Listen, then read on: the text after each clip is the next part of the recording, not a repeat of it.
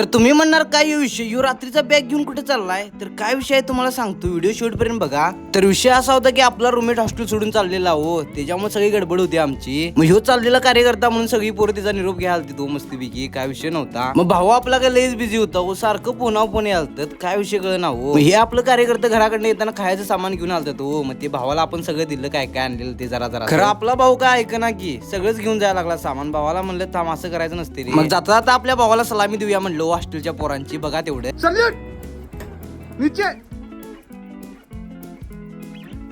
हा सल्यूट परत करा सल्यूट.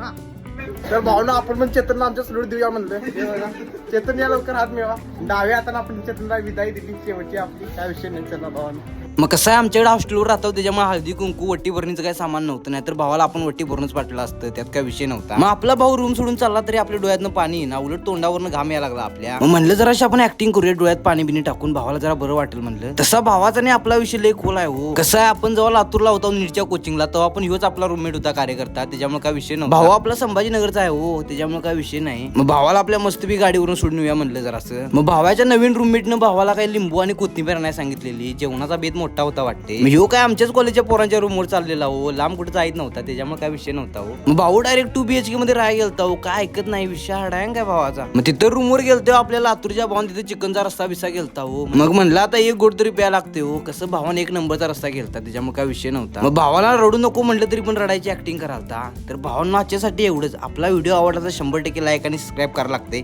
भेटूया पुढच्या व्लॉगमध्ये.